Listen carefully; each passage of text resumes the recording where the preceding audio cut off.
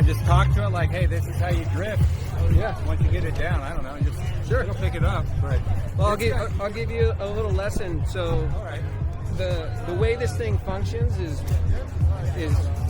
a lot like if you ever seen someone wakeboard, right? The boat is pulling the wakeboarder through the water. So when the boat turns, the person gets pulled behind the boat. Wherever the boat turns, the skier has to go. Yeah. So this is like you're driving the boat, but wakeboarding at the same time. Nice. So watch, when I start to turn in the middle here, the back is just going to slide out. So now if I turn right, the back follows. I'm like basically just keeping my weight on the back foot, and as long as I stay balanced on my back foot, it just pulls me through. It's like effortless. Like you can get sideways with no effort at all. It's really cool.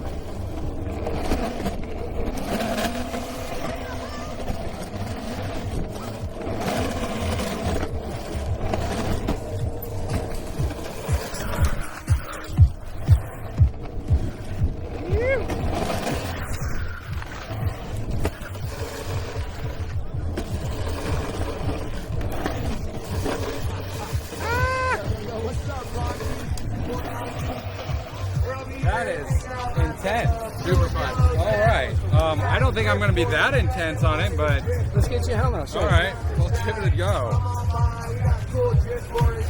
So what we're going to do to teach you, I'm going to lock the board for you. Yeah, that works. So you just get used to the controls first. So let me tilt it over. Oh, yeah, wait. I'm thinking it's going to fall over. No. Watch. Let go. It stays up. You don't have to hold it. Oh, okay. Yeah, it won't fall. I'm like, So now all I do is I lock this board so you guys can try. Now, when you're learning, I just want you to get used to the throttle. So it's a thumb throttle front brake. very responsive. Yes, the acceleration is high because of when you drift, you need the wheel to be able to spin. We'll get to that later.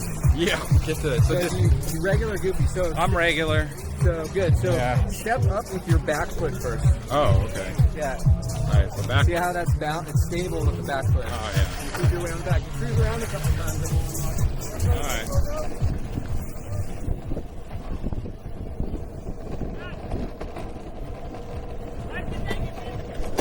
Bad. Oh, okay. Bad.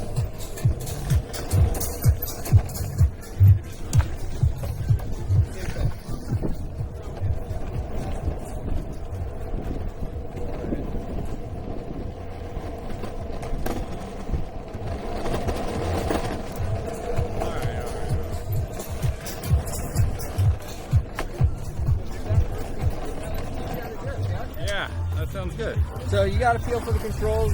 And if you notice, you want your weight on the back foot. Yeah. Because the board's flexible. I mean, it's like you guys. Who's doing your board? We make them all ourselves. Oh, sweet. Yeah, I designed the prototypes in Venice and then went to China and met with like 6 different factories and we got it all mass produced. Right, back So way on the back. So now that, think of the boat analogy. Just let it pull you around and be ready to keep your weight back and it'll just slide. That's fun.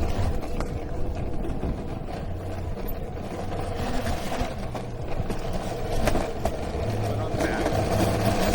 All right, I got it.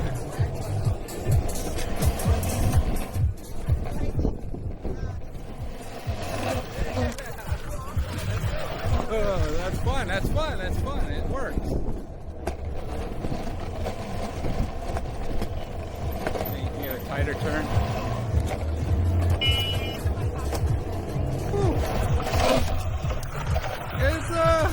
It's definitely an experience, man. This is fun. I don't know. Would you cruise around on it just in general around town, or is it just? Yeah, I mean, if you gotta go somewhere and you don't want to, I mean, once you get good at riding it, I almost never lock it anymore.